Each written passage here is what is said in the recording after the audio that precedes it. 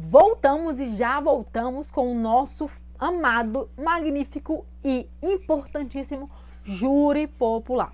A nossa Constituição, ela trata que o júri popular, ele será utilizado, né? Haverá júri popular quando houver crimes dolosos contra a vida. E o que seria um crime doloso contra a vida? Um crime doloso é quando há a intenção de fazer, eu quero fazer alguma coisa. Então, quando há essa intenção de fazer, eu tenho o dolo na tipificação de um crime. E contra a vida, neste caso, é quando eu tenho o dolo, eu quero ceifar a vida de alguém. O núcleo do tipo ali é matar alguém. Então, a gente tem um rol de crimes dolosos, que seria o homicídio, o infanticídio, o aborto, o induzimento, o auxílio e a instigação ao suicídio. Esse rol seria um rol que iria ser julgado pelo tribunal do júri, pois são crimes dolosos contra a vida.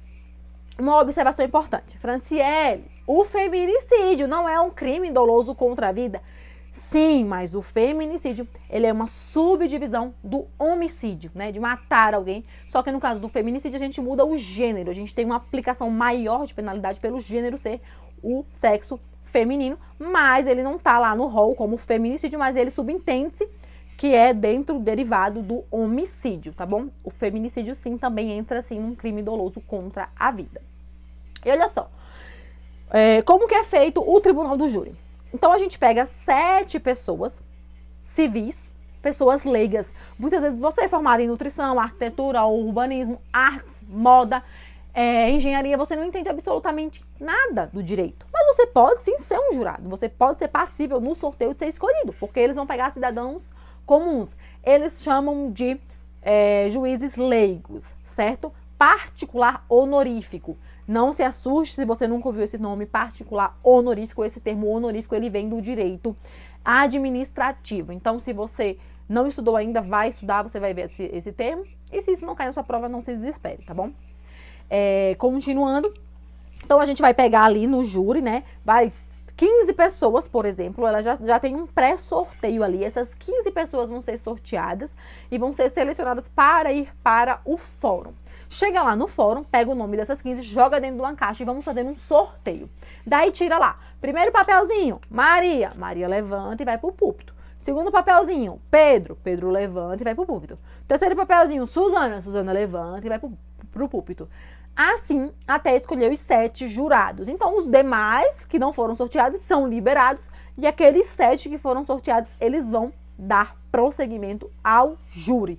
Muito legal isso, porque uma vez eu fui num tribunal do júri de um crime de feminicídio e dos 7 jurados sorteados, 5 eram mulheres. Imagina o sanhaço do advogado de defesa para sustentar uma tese e mudar a cabeça dessas mulheres. Porque assim, elas nem viram nada do crime.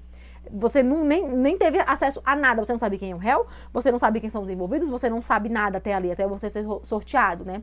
Depois que você é sorteado, eles te dão todo o material ali do processo que você vai ter acesso. Só que por ser mulher, tu já entra no púlpito com ódio, querendo condenar o cara, tu nem conheceu a história, mas o crime é de feminicídio e tu quer condenar o cara. Imagina o talabuta que esse advogado de defesa teve para poder sustentar uma tese e tentar inocentar esse réu, né? Tentar converter a situação ali do réu. Mas basicamente é isso. Então temos 7 jurados, tá bom? Então no tribunal do júri a gente tem a plenitude de defesa. O advogado de defesa pode usar e abusar dos mecanismos processuais para tentar absolver ou inocentar ou diminuir a pena ou desqualificar algum crime do cliente, no caso do réu. Então tem tribunal do júri que eles levam a faca com sangue ali falso para o jurado ficar e se comover com aquilo ali. Teve um tribunal do júri em Brasília que eu fui, que o advogado de defesa levou uma jaca para a mesa. Enquanto o promotor estava falando, ele simplesmente abriu uma jaca na mesa e começou a comer a jaca para os jurados sair da visão do promotor. Então o promotor estava ali falando, argumentando, tentando entrar na cabeça dos jurados.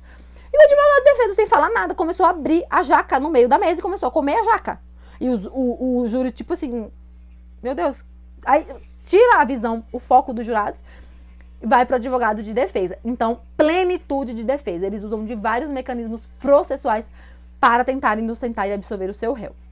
Temos também o sigilo das votações. Quando os jurados eles voltam da sentença, Maria não fala, eu condeno. João não fala, eu absolvo. Então, o que eles decidirem ali ou não, ninguém sabe o que eles decidiram. Porém, por exemplo, o placar vai dar assim, ó. São 7 jurados. 6 votaram que sim, um votou que não. Não pode quando for nesses casos, quando a votação der esse número. Daqui a pouco eu vou explicar isso aqui melhor para vocês, tá? Soberania dos vereditos. O jurado ali, a decisão do júri, ela é soberana. Quando o advogado de defesa ele vai recorrer, ele não recorre pedindo uma absolução. Ele não recorre pedindo uma nova votação. Ele recorre pedindo um novo júri, certo? Então, a soberania do veredito entra nesse tópico. Muito cuidado, nem todo crime doloso que envolve morte vai para o tribunal do júri. Um exemplo clássico é o latrocínio. Qual é o foco do dolo que a gente falou? Eu tenho a intenção de fazer aquilo. Então, eu tenho a intenção de cometer um crime contra a vida. Eu tenho a intenção de matar. O latrocínio, ele não é um crime contra a vida, ele é um crime contra o patrimônio. A minha intenção nunca foi matar. Eu só queria roubar o teu carro. Mas no desenrolar daquela ação, eu acabei ceifando tua vida para que eu pegasse o carro.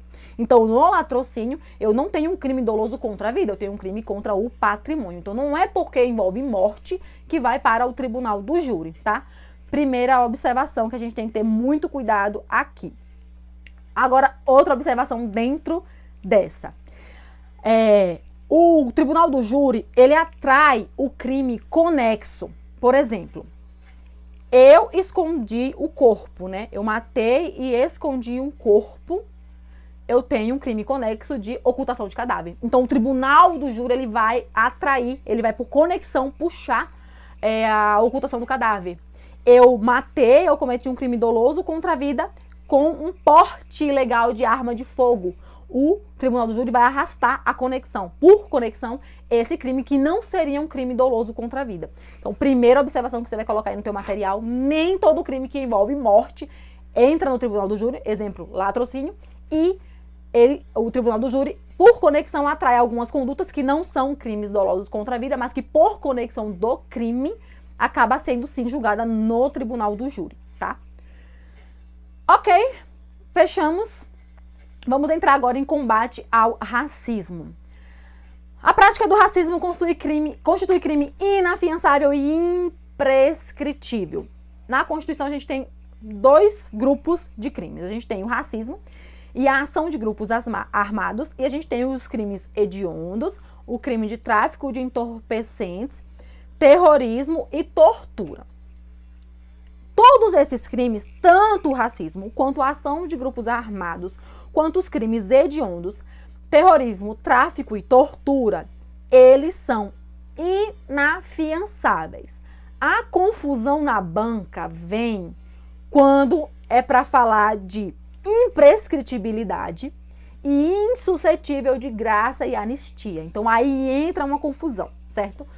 Pega teu material e escreve assim, ó. De um lado, eu vou falar o mnemônico, que é racismo e ação de grupos armados, você vai colocar de um lado. Esses dois, eles são inafiançáveis e imprescritíveis.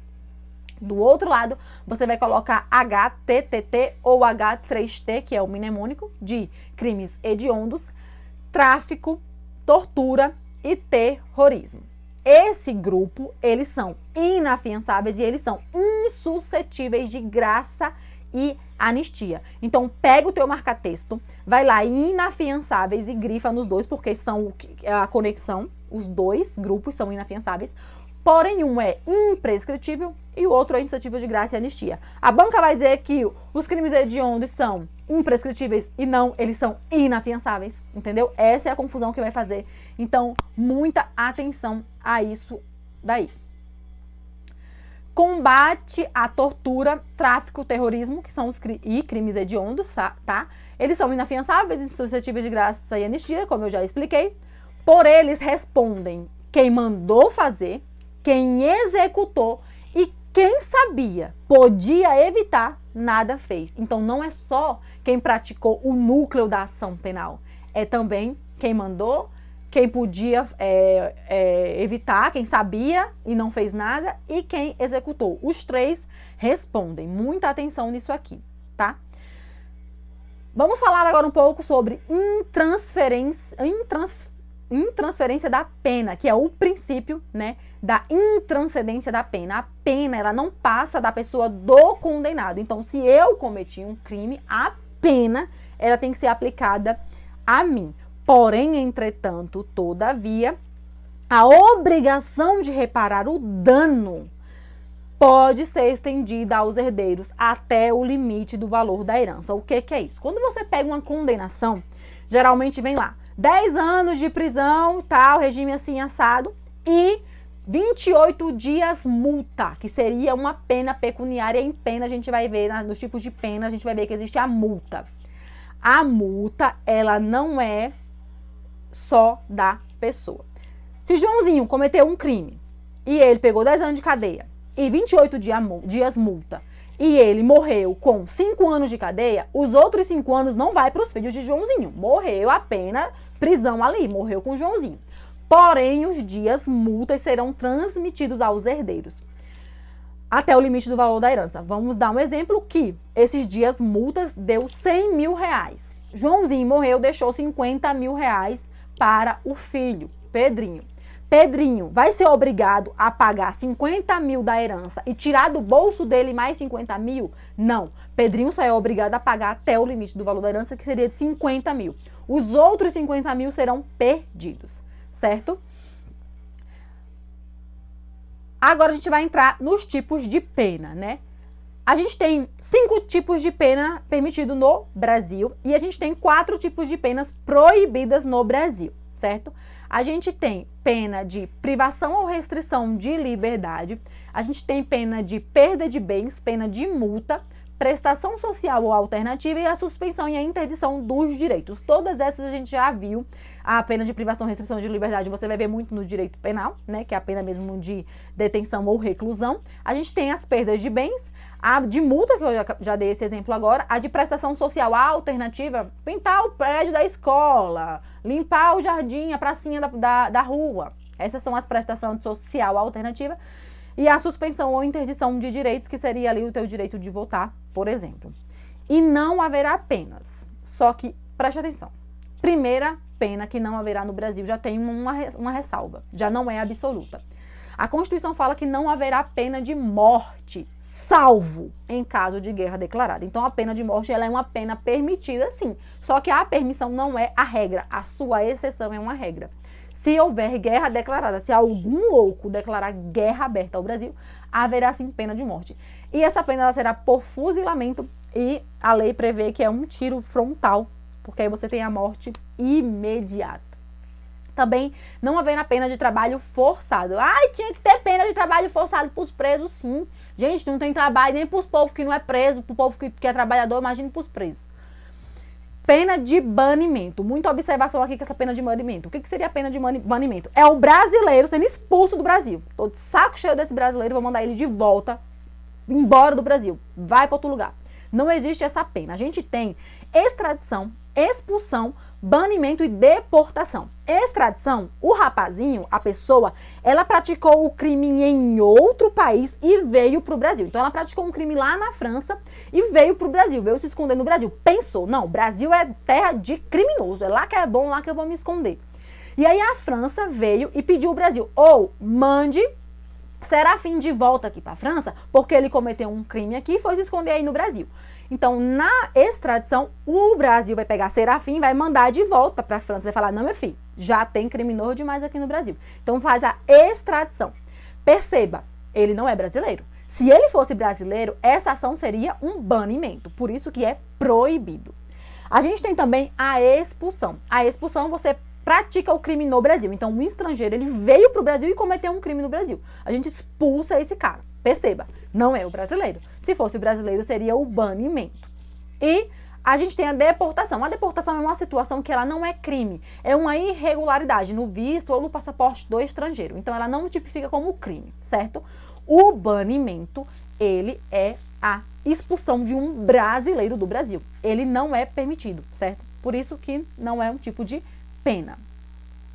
A gente vai entrar na extradição do brasileiro. O brasileiro nato nunca, jamais, em hipótese alguma, será extraditado, certo? Teve um caso de uma brasileira que deu uma repercussão nacional. Ela foi para fora do país, ela estava em outro país, eu não vou lembrar agora o país que ela estava, e ela cometeu um crime. Acho que ela matou o marido, salvo engano. Ela veio para o Brasil, ela ficou no Brasil, o país pediu para mandarem ela de volta. E o Brasil mandou ela e gerou uma polêmica, mas não é permitido pena de banimento. Só que esqueceram de avisar que essa brasileira abriu mão da nacionalidade brasileira. Eu acho que ela estava na França, não tenho certeza, mas ela estava em outro país.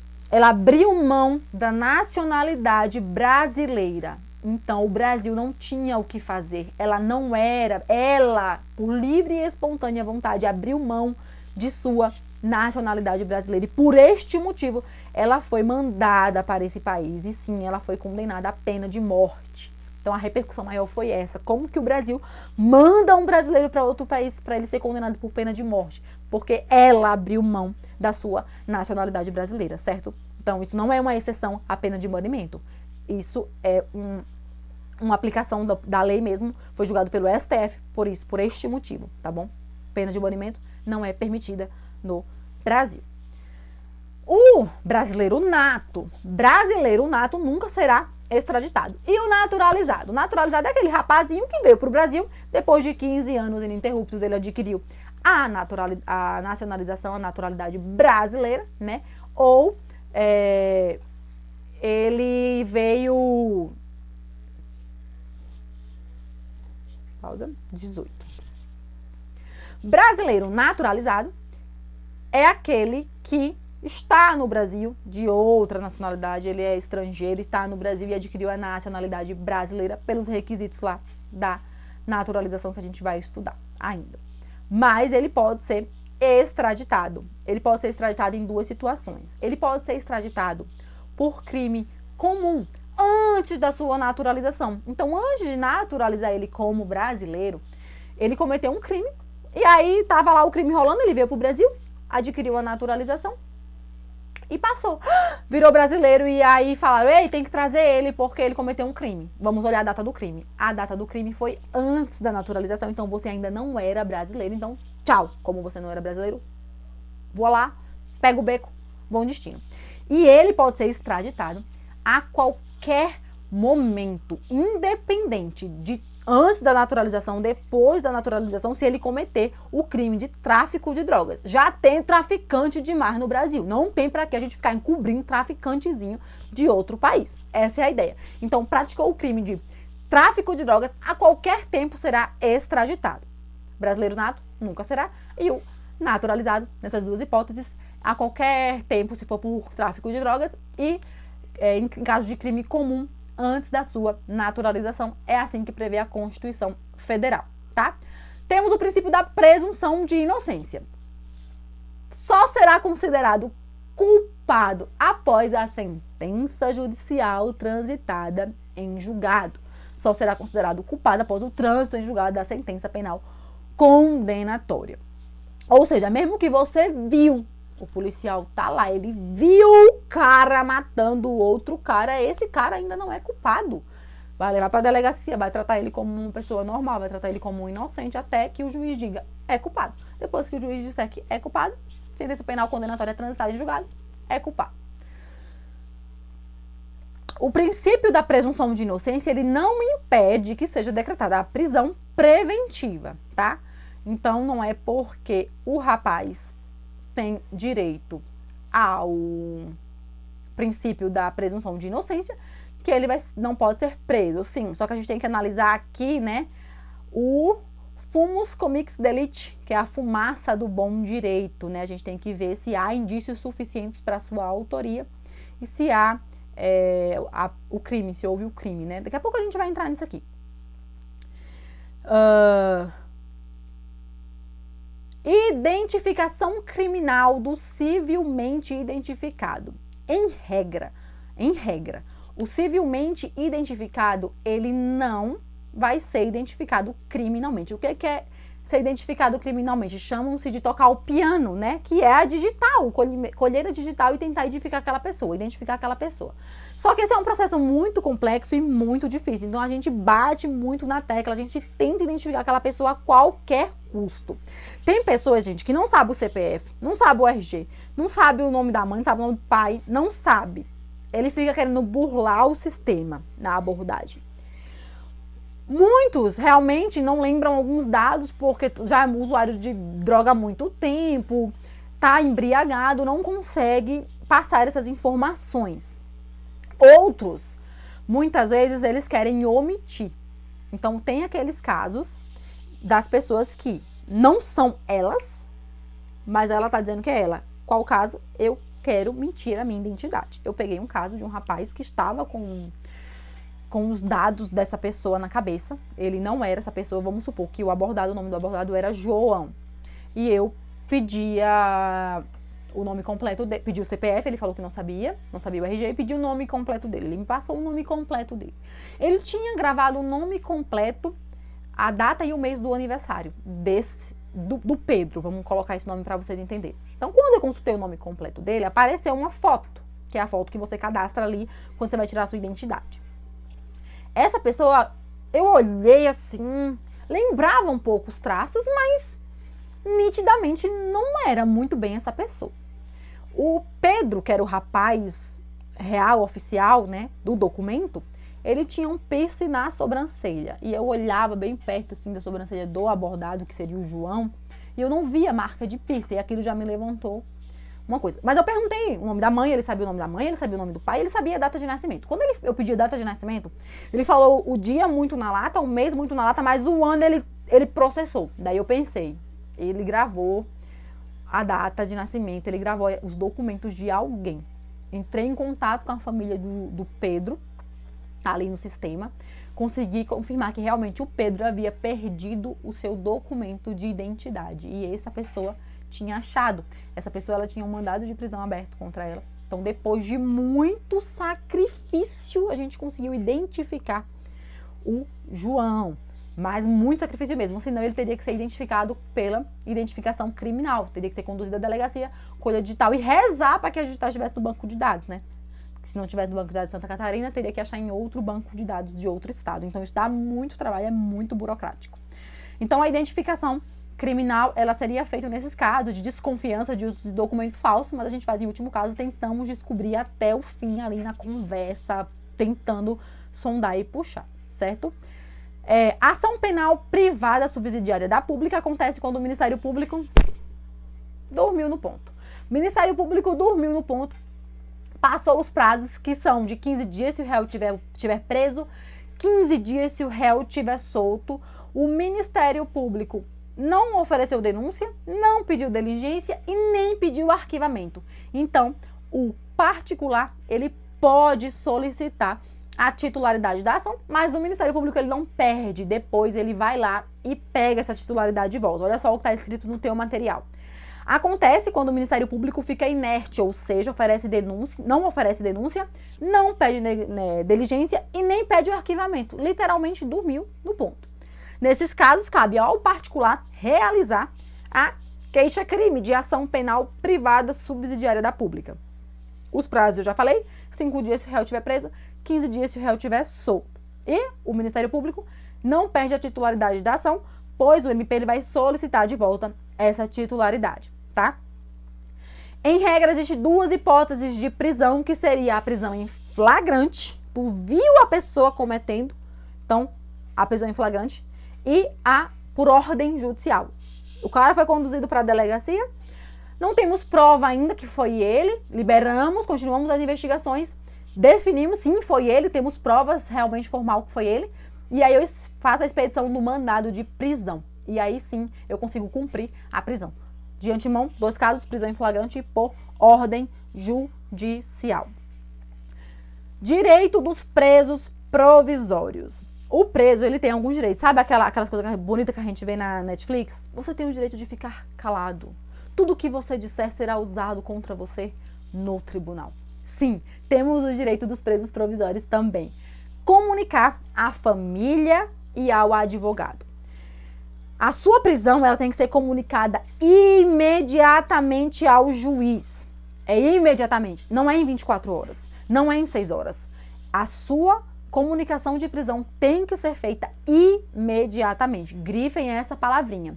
Tem o direito de permanecer calado e ele tem o direito de saber o motivo e o nome do agente que fez a sua prisão. Sim, você tem que informar. Se o sem futuro lá, o preso lá, o meliante pedir o seu nome, você tem que informar. Porém, entretanto, todavia, temos uma exceção, que é no caso de ser do preso estar envolvido com facção criminosa, para assegurar para a segurança do agente, a sua identidade ela será preservada, tá? A regra geral é que o acusado responda a seu processo em liberdade. Ele só será preso preventivamente se houver os requisitos da prisão provisória, que é o fumus comicis delicti, fumaça do bom direito. Não se assuste com esse termo, você vai ver isso lá em direito penal. Mas o que é o fumus comicis delicti, que é a fumaça do bom direito? Se você vê uma casa pegando fogo, se você vê uma fumaça de longe em uma casa, você deduz que esta casa está pegando fogo. Então, se você vê o indício de um crime, você deduz que ali está ocorrendo um crime. Então, seria a prova da existência de um crime e os indícios suficientes que aquela pessoa foi o autor do crime. Baseado nesses fundamentos, a gente pode pedir a prisão preventiva, mas esse assunto não é um assunto para direito constitucional, é um assunto para direito penal. A gente só está passando por cima. Prisão por dívida. Prisão por dívida, a Constituição traz duas hipóteses, que seria o inadimplemento de prisão alimentícia e a do depositário infiel. A do depositário infiel já foi julgada inconstitucional, não temos esse tipo de prisão no Brasil, mas a do cara que não paga a pensão alimentícia do filho, sim, ainda cabe prisão para essa pessoa. É plenamente constitucional. Ah, mas é muito complicado, às vezes o pai não tem condições, não vamos entrar nesse mérito. Estamos estudando o que a Constituição prevê. E sim, prisão por pensão alimentícia é permitido no Brasil. É isso, fechamos por aqui. Daqui a pouco a gente vai entrar na parte inicial da Constituição, na aplicabilidade das normas, na parte de norma de eficácia plena, contida, limitada, programática. Nós temos muitos assuntos aqui que o CESP ele gosta bastante dessa parte inicial, introdutória e maçante da Constituição. A gente vai dar uma pausa no artigo 5º, vamos voltar nessa parte inicial. Depois a gente volta na parte de habeas corpus, que também não chega a ser o top 1 do CESP, de cobrança, mas o CESP gosta também ali e é um assunto bem legal de ser estudado. Então ficamos por aqui, já voltamos.